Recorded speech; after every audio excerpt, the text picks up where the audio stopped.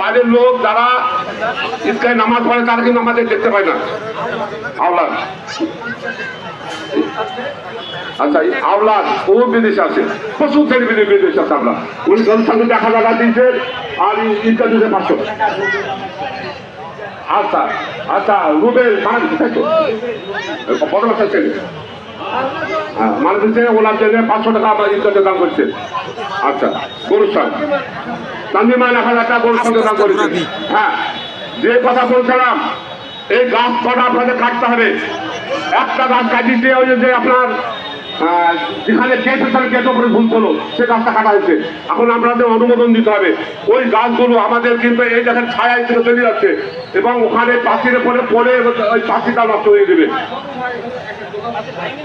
নবীর উদ্দিন ভাই 2000 টাকা গরুর সঙ্গে দিয়েছেন, 500 টাকা। আচ্ছা, ওটা ঠিক না, আমি কথা দিয়ে দিচ্ছি। আচ্ছা, এই গাছগুলো আপনাদের কাটার দরকার আছে। তার কারণ এরা আমরা বাইরে যারা নামাজ পড়ি তারা কিন্তু দেখাচ্ছি যে ওখানে ভিড় হবে।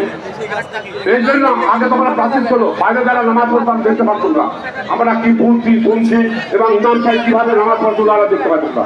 এবং এরা তো খুব আচ্ছা তখন ভালো না, তখন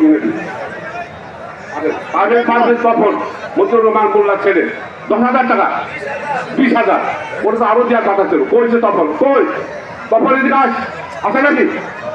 এই তখন নিজের মুখে ঘোষণা করো, আমি হয়ে গেলেন তখন আর কিছু ধরে দেওয়া যায় না, ধরে দেওয়া যায় না। আচ্ছা, ভালো যাবে, ঠিক আছে, ধন্যবাদ।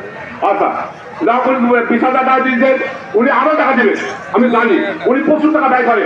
সুতরাং আমরা কার্যনা করবো, ওনার মতো আরো আছে আগে আছেন আমাদের।